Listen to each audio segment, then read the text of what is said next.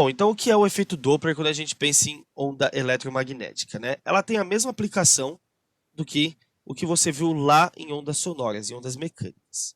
Então vamos recordar a onda mecânica, efeito Doppler de onda sonora. O efeito Doppler é o efeito percebido por um determinado observador, que ele pode estar se movimentando ou não, sob a influência de uma aproximação ou de um afastamento de uma fonte sonora. Quando a fonte se aproxima, as frentes de onda são mais estreitas e ele percebe um som mais agudo. Quando se afasta, um som mais grave.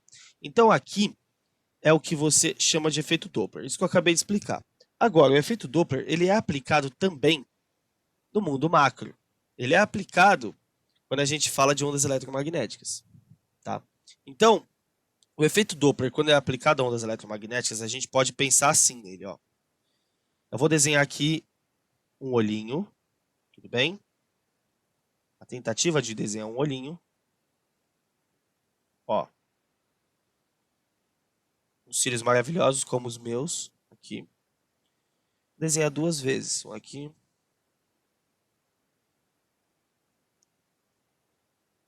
Cílios maravilhosos aqui, ó. Ó. Tá aqui. Então, esse carinha é o nosso observador, tá? Eu vou deixar o observador em repouso para que o entendimento do efeito Doppler para a onda eletromagnética seja mais tranquilo.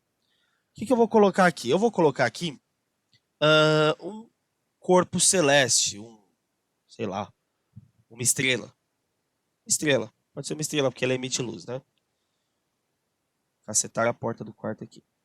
Então, imagina uma estrela, ok? Uma estrela. Pode ser o Sol, se você quiser. Não precisa ser, mas pode ser. Em duas situações. A estrela se aproximando com uma determinada velocidade e a estrela se afastando de você com uma determinada velocidade. Portanto, presta atenção. Lá do que você lembra do efeito Doppler, lá do primeiro ano de onda sonora. Quando uma fonte sonora se aproxima, você percebe um som mais agudo. Lembra lá em ondas? Um som agudo pressupõe um som de altíssima frequência. Quanto mais eu oscilo, mais o tom é agudo. Quanto menos eu oscilo, é mais grave. Portanto, a onda eletromagnética que será emitida, ao se aproximar do olhinho aqui, terá um efeito que a gente vai chamar de efeito redshift. Seguinte, na apostila de vocês não tem o oposto, mas eu vou explicar. Só tem a aproximação, vou explicar o afastamento. Por que é chamado de efeito redshift? Lembra lá da nossa primeira aula disso, que eu mostrei o espectro visível para vocês? Quando uma onda eletromagnética dentro do espectro visível se aproxima do meu olho, eu vejo ela vermelha. Então eu vou ver a onda fazer isso aqui, ó.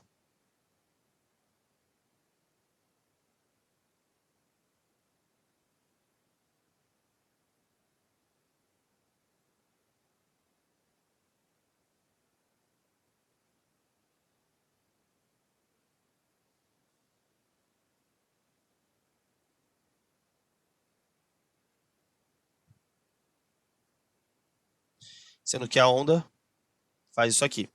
Tudo bem? Na apostila de vocês eu acho que não tem esse desenho. Não tem. Não tem. Mas aqui ele fala só do redshift, tá vendo? Ó, eu acho que ele não fala do outro.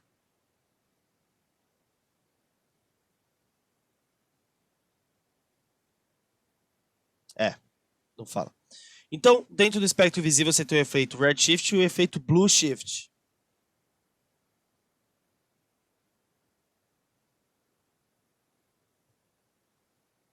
Eu vou pegar o espectro visível para você entender isso. O espectro visível tá aqui, né? Deixa eu pegar ele aqui. Aqui. O vermelho é o de maior frequência. E o azul, o de... Oh, desculpa. O vermelho é o de menor frequência e o azul de maior frequência. Certo? Quando eu diminuo o comprimento de onda, eu aumento a frequência. Tudo bem? Então, na verdade, aqui eu troquei, né? Aqui é o blue shift. Eu troquei. Vou arrumar aqui. Como a maior frequência é a do azul, aqui você vai ter azul, né? O efeito Blue Shift. Eu troquei a sequência do espectro aqui.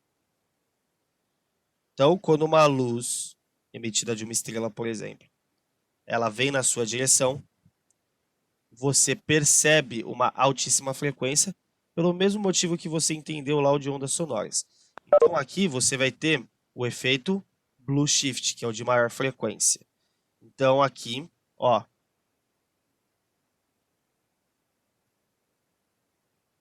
você tem uma altíssima oscilação vindo na sua direção, ok?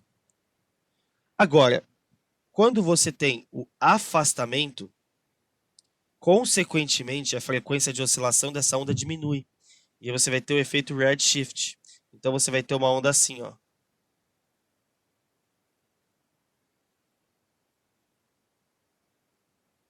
Tá vendo?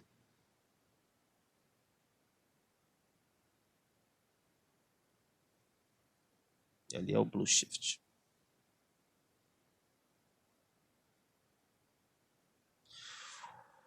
Portanto, aqui, ó, é só você pensar que o azul tem maior frequência e o vermelho tem menor, tá bom?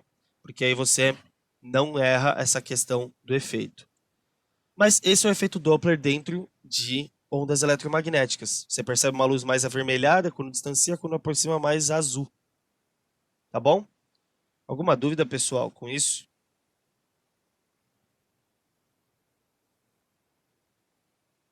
Não? Tranquilo? Legal. Agora a gente pode pensar no experimento de Young.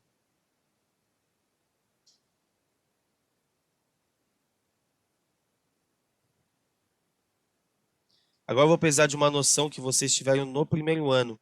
Young.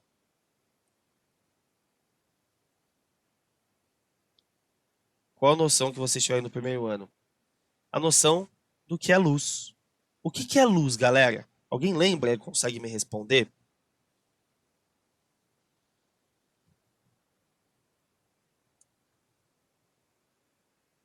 Alguém? É uma onda eletromagnética captada pelo nosso olho? E isso tá certo. Mas tem outra resposta certa também. E aí?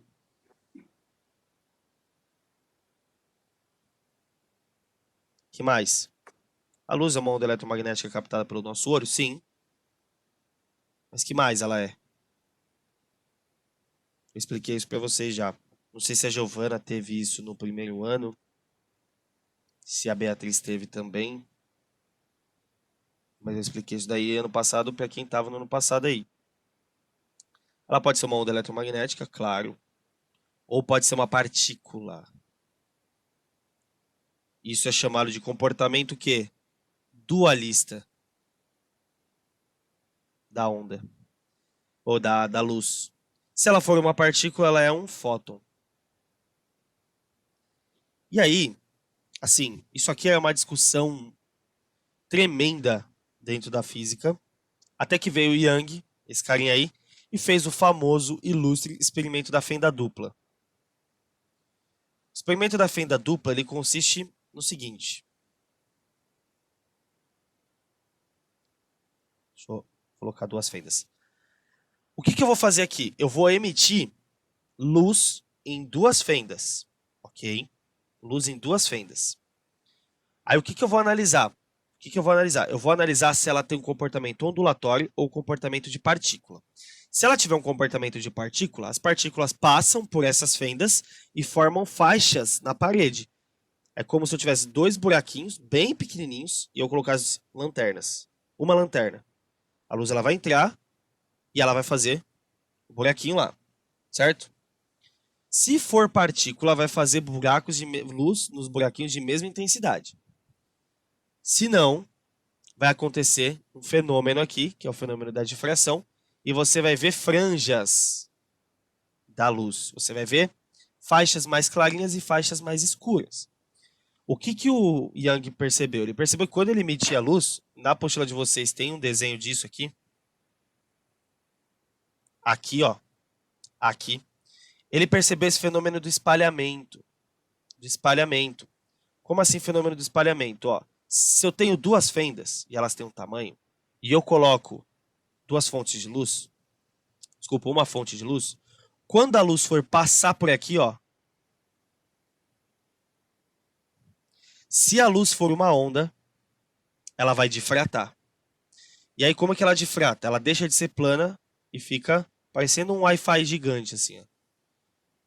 Frentes de onda circulares, né, galera? Ó.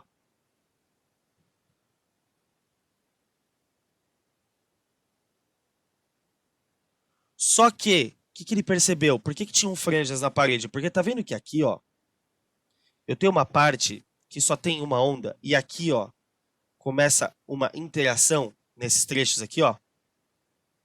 Então aqui eu vou ter uma onda mais clarinha, aqui eu posso ter uma onda mais forte. Então o que está acontecendo aqui? Nesses pontos aqui, ó, de junção. Nos pontos está ocorrendo interferência. E aí o experimento de Young da fenda dupla comprovou que a luz emitida em duas fendas, quando a luz passa, ela difrata. E isso faz com que elas interajam e sofram interferências. Então eu tenho partes mais fortes de luz e partes mais claras. E isso prova que a luz também pode ser uma onda. Tudo bem? Então ele fez um experimento que comprovou essa parada. Sacou? Muito importante o experimento da fenda dupla do Young. Ocorreu o fenômeno da difração dessa onda eletromagnética. E lá na frente ocorre uma interferência. Tudo bem, gente? Sim ou não?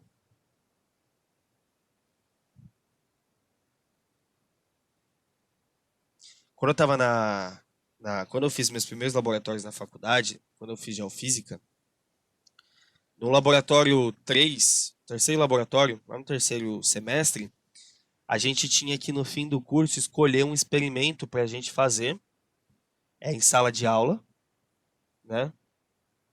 Na hora, para mostrar para a galera. E aí eu e o meu grupo de dois caras, a gente escolheu o experimento do Young, só que a gente fez ele diferente.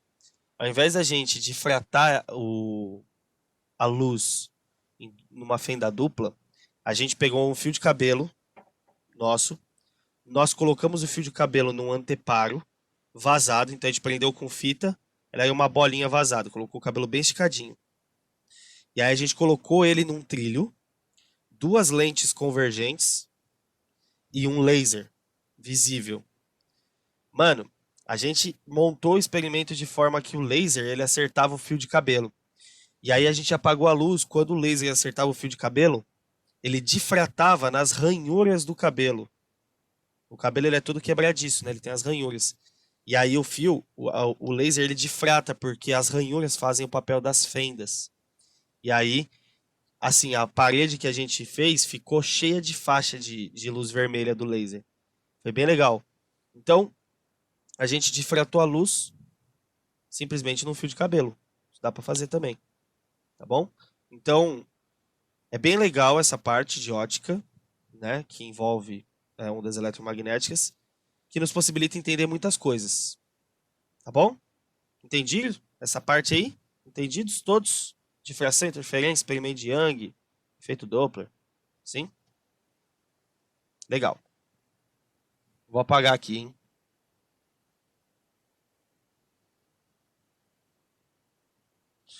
Bom, agora que você entendeu o efeito Doppler, eu vou falar um pouquinho sobre o efeito fotoelétrico, né? Para entender o efeito fotoelétrico, você tem que entender que a luz ela tem esse comportamento dualista. Por isso que eu falei sobre o experimento de Young antes.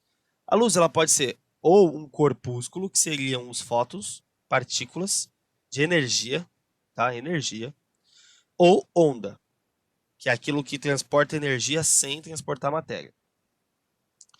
O que é o efeito fotoelétrico, né? Sabe quem que fez o experimento que acarretou aí, né, no descobrimento do efeito fotoelétrico? O senhor Heinrich Hertz. O senhor Hertz. aquele mesmo que leva o nome da unidade de medida de frequência, né? Ele fez um experimento que ele estava lá emitindo luz numa placa, e aí ele catou e colocou um ultravioleta. Não sei de onde ele tirou essa ideia, mas ele pegou e falou, vou colocar uma outra onda aqui. Achando que era onda, né? Naquela análise. Pá. E ele viu que a luz que estava se propagando até a placa mudava. Aí ele pensou, poxa, o que está acontecendo aqui, né? Mais tarde, lá em 1905, vieram dois caras. Um deles eu acho que vocês conhecem, que é o Titio Alberto Einstein, né? E veio Max Planck. Não sei se vocês conhecem o Planck, mas também um dos pais da física quântica. Eles formularam um experimento para entender isso, né? Então, o experimento que eles formularam, o que acontecia? Imagina que você tem o núcleo de um átomo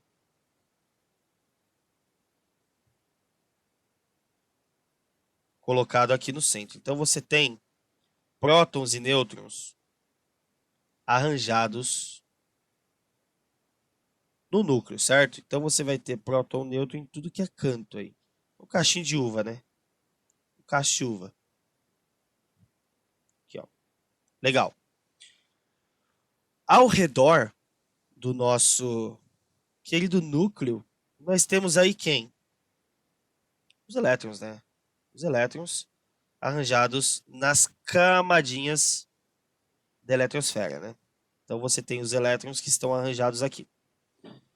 Portanto, só pontilhar isso aqui.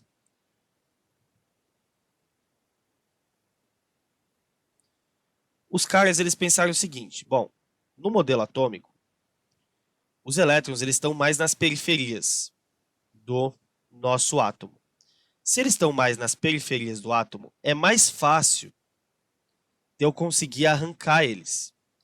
Porque é muito difícil você arrancar um próton do núcleo.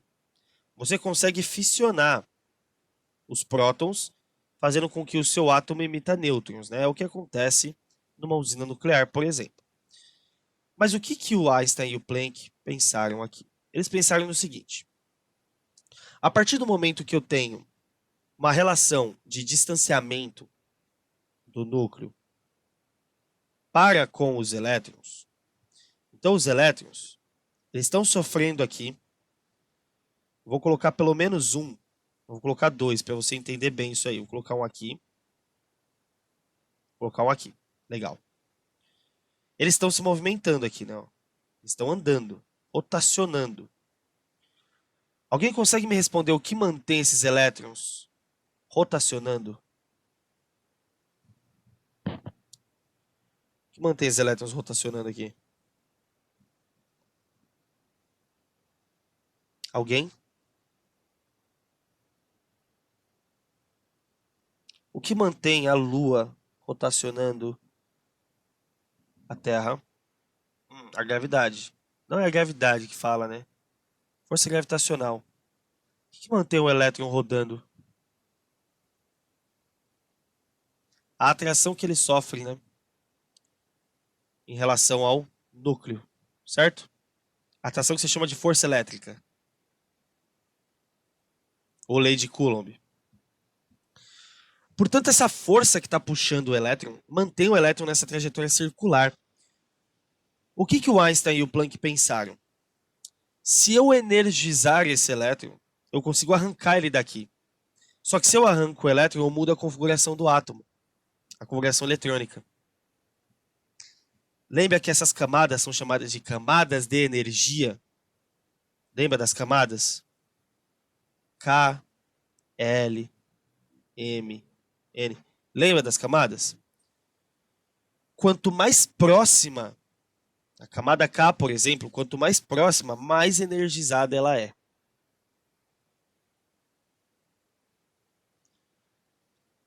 Então vocês acham que é mais fácil arrancar o primeiro elétron que está aqui, ó, ou o segundo?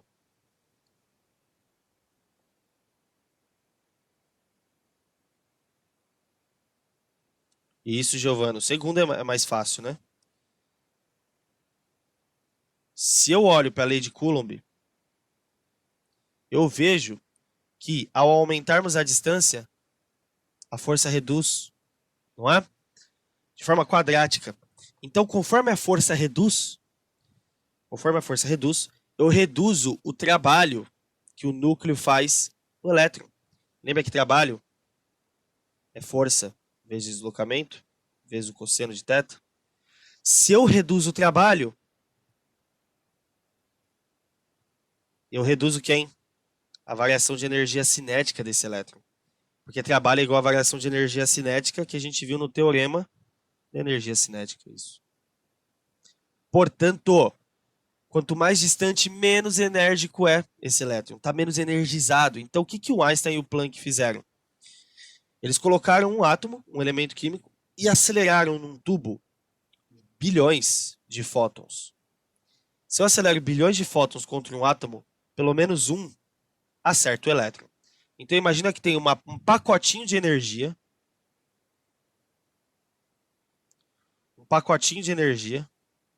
viajando na velocidade da luz. Tudo bem? Então tem um pacotinho de energia agitado aqui, ó. Ó. Energia viajando na velocidade da luz.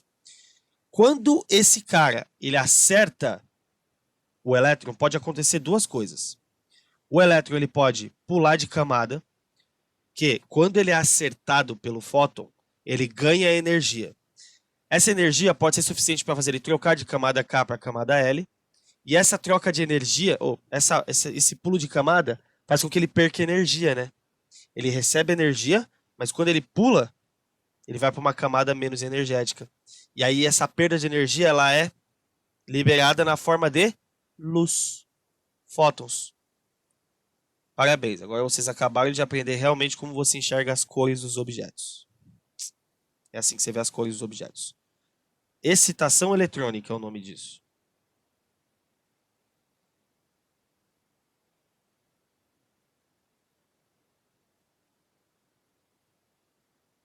Essa excitação eletrônica pode acarretar numa emissão de cor, ou se esses fótons tiverem energia suficiente, eles podem arrancar, eles podem fazer com que esse átomo saia, esse elétron saia do átomo, ele escapa daqui. Esse é o famoso efeito fotoelétrico.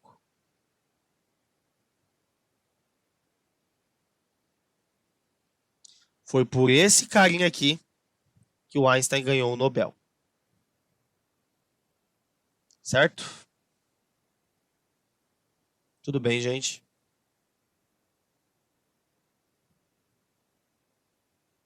Certo? Isso que vocês acabaram de ver é uma versão bem simplificada, bem simplificada da física quântica. Da física quântica, de forma bem simplificada.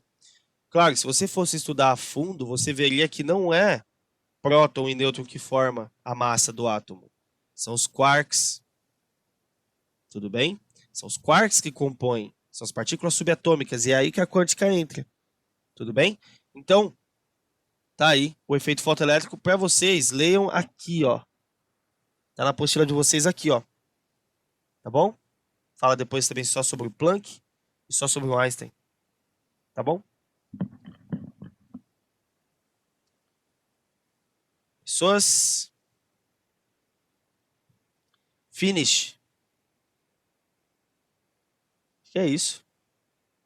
É isso mesmo. Isso aí.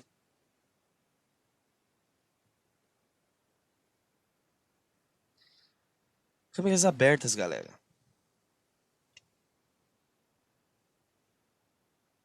Ariadne tá por aí?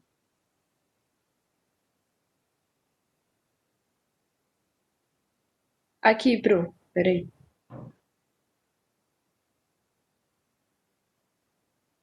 Tudo bem, A Mariana? câmera não tá ligando. Tudo bem, eu espero aqui, não tem problema. Quando abrir, eu vejo. Beatriz dos Anjos, não está? Clara, não está? Gabriel Henrique, também não. Giovanna Espada.